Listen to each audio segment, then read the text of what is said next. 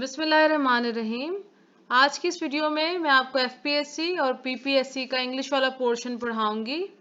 इससे पहले भी मैंने इंग्लिश एमसीक्यूज की 2 वीडियोस आपके साथ शेयर की थी। उसमें आपके पास एफपीएससी और वन पेपर एमसीक्यूज के हवाले से बहुत इंपॉर्टेंट कॉन्सेप्ट्स हैं और एमसीक्यूज हैं। अगर आपने वो वीडियोस पहले नहीं देखी तो मैं उनका लिंक आपके साथ डिस्क्रिप्शन में शेयर कर रही हूँ, आप वो वहाँ से देख सकते हैं। इसके अलावा आज की जो वीडियो है इसमें भी मैं आपके साथ एक बहुत इंपॉर्टेंट टॉपिक शेयर करने जा रही हूँ। इस टॉपिक में से कभी कभी 1 या 2 या 3 सवाल जो है वो वन पेपर एमसीक्यूज में पूछ लिए जाते हैं। तो चलें शुरू करते हैं अपने पहले एमसीक्यूज से। आई asked Ali, have you bought a new car? इसके हमारे पास 3 आंसर्स हैं, इनमें से हमने एक जो है वो चूज करना है। I asked Ali if he had bought a new car. I asked Ali if he had bought a new car. और I asked Ali had he bought a new car. तो इससे पहले कि मैं आपको इसका जवाब दूं, हमें यहाँ पर एक ग्रामर रूल समझने की ज़रूरत है। क्योंकि अगर आप चाहते हैं कि आप बगैर क्रैम किए ऐसे किसी भी सवाल का आंसर दे सकें, तो आपको इसके लिए ग्रामर रूल जानना बहुत ज़रूरी है। तो यहाँ पर आपके पास फर्स्ट ग्रामर रूल है, when you have a yes or no question you need to connect the two parts with the words like if or whether। जब भी आपके पास कोई yes or no question होता है तो आप इसके जो दोनों पार्ट्स हैं उनको if या whether के साथ कनेक्ट करते हैं या ज्वाइन करते हैं। तो इससे पहले आपने ये समझना है कि yes और no questions क्या होते हैं। yes or no questions ऐसे questions होते हैं जिनके आपके पास 2 रिस्पॉन्स होते हैं, either yes or no। For example, are you at home? Yes I am और no I am not। तो ये आपके पास 2 पॉसिबल आंसर हो सकते हैं इस सवाल के। Similarly, do you drink tea?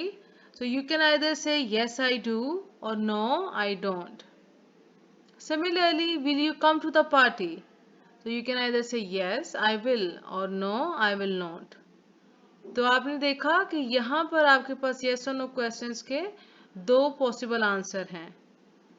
Similarly जो हमने अभी एग्जाम्पल पढ़ी है जिसमें ये है I asked Ali have you bought a new car, तो उसके भी आपके पास 2 पॉसिबल आंसर हो सकते हैं। तो ये एक yes और no क्वेश्चन है।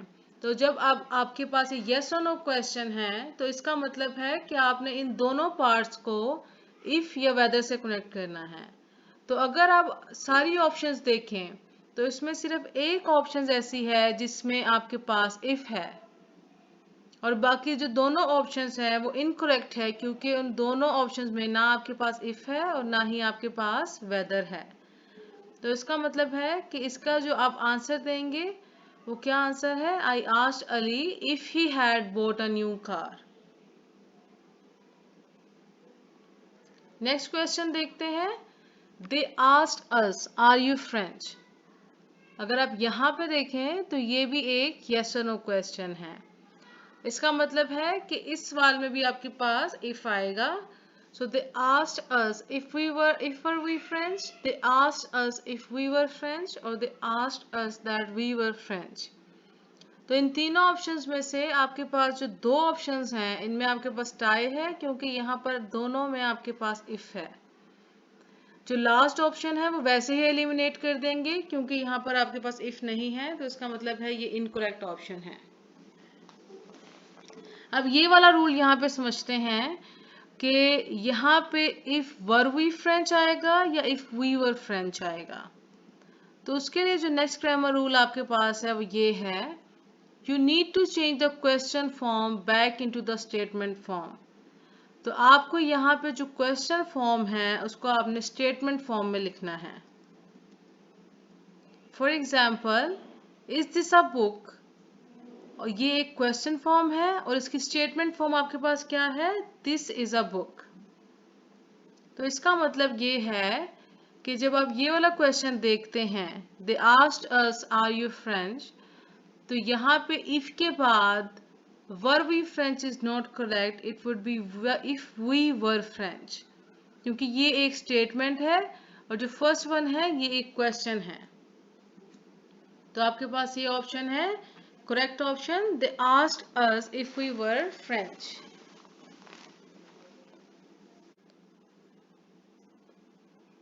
नेक्स्ट क्वेश्चन है he asked when can I call you back. तो यहाँ पर आपके पास 3 पॉसिबल आंसर्स हैं। He asked me when he can call me back, he asked me when can he call me back, और he asked me when he could call me back। तो यहाँ पर जो ग्रामर रूल है वो क्या है,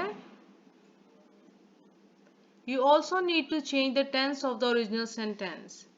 अब यहाँ पर आपने जो टेंस है वो चेंज करना है ओरिजिनल सेंटेंस का, क्योंकि यहाँ पर अगर आप देखें तो आपके पास जो स्टेटमेंट है वो है he asked।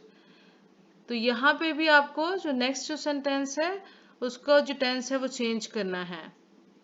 उसके लिए अगर आपके पास इज और एम है, so it will change into was, are will be change into were, has और हैव जो है उसको आप चेंज करेंगे हैड में, कैन को चेंज करेंगे कुड में।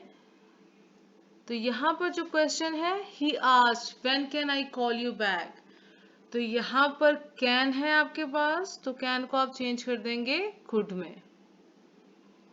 तो बाकी किसी भी ऑप्शन में आपके पास कुड नहीं है, सिर्फ इस ऑप्शन में आपके पास कुड है। तो आपका जो राइट आंसर है वो है he asked me when he could call me back. Next आपके पास इसके अलावा विल है, विल को आप चेंज करते हैं वुड में, डू और डज को आप चेंज करते हैं डिड में। इसके अलावा सम मोर चेंजेस यहाँ पर वाज और वर जो है वो चेंज हो जाता है हैड बीन में, मे चेंज होता है माइट में, और इसके अलावा जो ये 3 वाले हैं जैसे माइट है, मस्ट है और शुड है, they never change, they comes as it is, like might is might, must should should, similarly could. तो ये आपके पास कभी भी चेंज नहीं होते। नेक्स्ट यहाँ पे इसके कुछ एग्जाम्पल्स हैं, ये देख लेते हैं। माई पेरेंट्स आर फाइन, तो Anna said that her parents were fine, तो यहाँ पर are changes into were. Then I am going to learn to drive, so I am, so it will change into she was, so am changes into was। she said that she was going to learn to drive। next I want to buy a car, so here's the word want, so want will change into wanted, so she said that she wanted to buy a car। next John has a new job, so it will change into she said that John had a new job। then I cannot come to the party on Friday, so she said that she could not come to the party on Friday, so can changes into could। similarly I don't have much free time, so don't changes into didn't, so she said she did not have much free time। then I am going away for a few days, so I am changes into she was going away for a few days। Next आपके पास example है और question है she said I will call you tomorrow. तो ये आपको पता लग गया कि आपने टेंस जो है वो चेंज करना है। तो यहाँ पे विल चेंज होगा वुड में। तो ये अगर आप यहाँ पे देखें तो आपके पास जो 2 ऑप्शंस हैं उसमें वुड आ रहा है, she said she would call me tomorrow और she said she would call me the next day. जो आपके पास इस सेकेंड ऑप्शन है इसमें आपके पास विल है, तो इस ऑप्शन को आप एलिमिनेट कर देंगे। अब इन 2 ऑप्शन में से हमारे पास करेक्ट ऑप्शन कौन सी है, इसको देखने के लिए कि इसमें से करेक्ट ऑप्शन कौन सी है आपको एक और ग्रामर रूल जो है वो पता होना चाहिए। और यहाँ पे हम जो ग्रामर रूल इंट्रोड्यूस करवा रहे हैं वो है change the time markers of the sentence. अब जो टाइम मार्कर्स हैं वो कौन कौन से हैं और वो किस में चेंज होते हैं, जैसे कि टुमारो है, tomorrow will change into the next day or the following day. Similarly, next week will change into the following week. Last year will change into the year before. Now will change into then or immediately. Then this becomes that, and these will be those. ये आपके पास कुछ time markers हैं. Next आपके पास है hair. Hair जो है वो there में चेंज हो जाता है. वुड लाइक जो है वो वांट में चेंज हो जाता है. सिमिलरली टुडे जो है वो आपके पास दैट डे में. अगो जो है वो आपके पास चेंज हो जाता है बिफोर और प्रीवियस में. टुनाइट चेंज होता है दैट नाइट में. दोबारा से सवाल देखते हैं. She said I will call you tomorrow. तो पहली बात तो ये है कि आपके पास विल जो है वो चेंज हो रहा है वुड में. और जो नेक्स्ट थिंग है वो आपके पास टाइम मार्कर है टुमारो. तो tomorrow should be the next day. तो इसका मतलब है ऑप्शन नंबर 3 जो है वो आपके पास करेक्ट ऑप्शन है. She said she would call me the next day.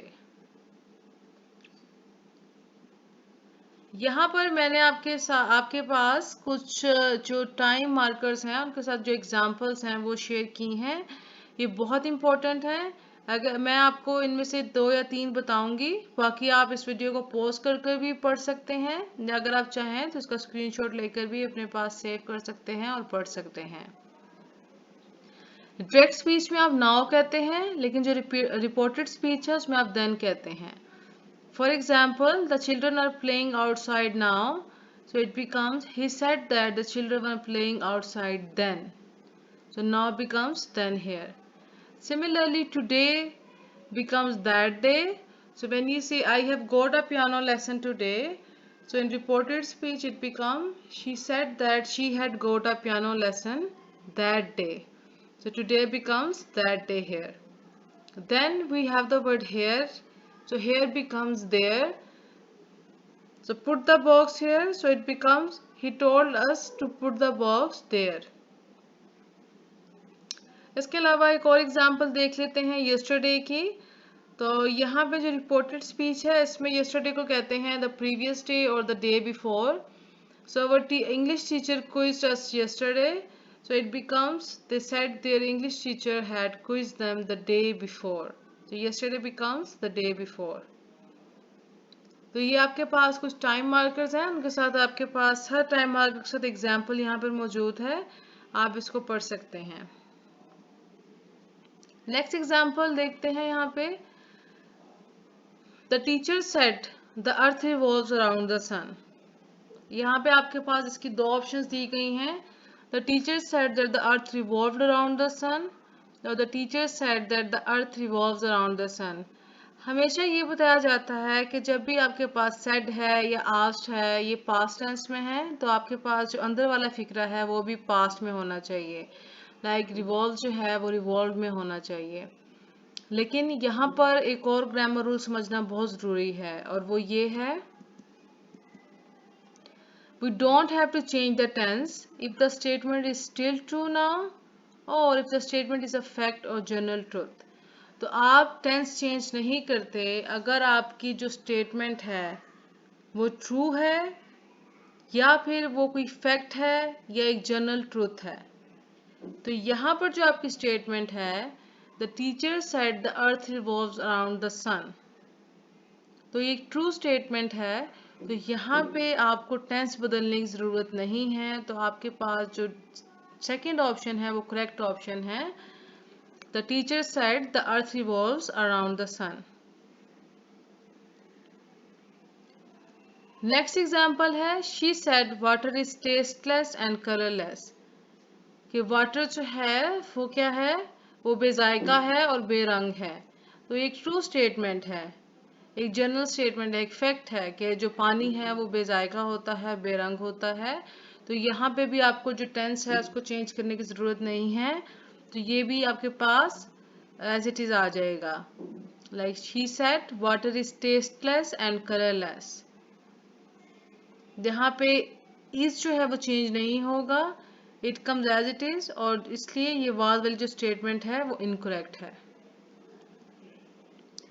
यहाँ पे जैसे कि पहले वीडियोस में भी मैं आपके साथ एक्सरसाइज शेयर करती रही हूँ, तो इसी तरह मैंने यहाँ पर भी आपके साथ एक्सरसाइज शेयर की है।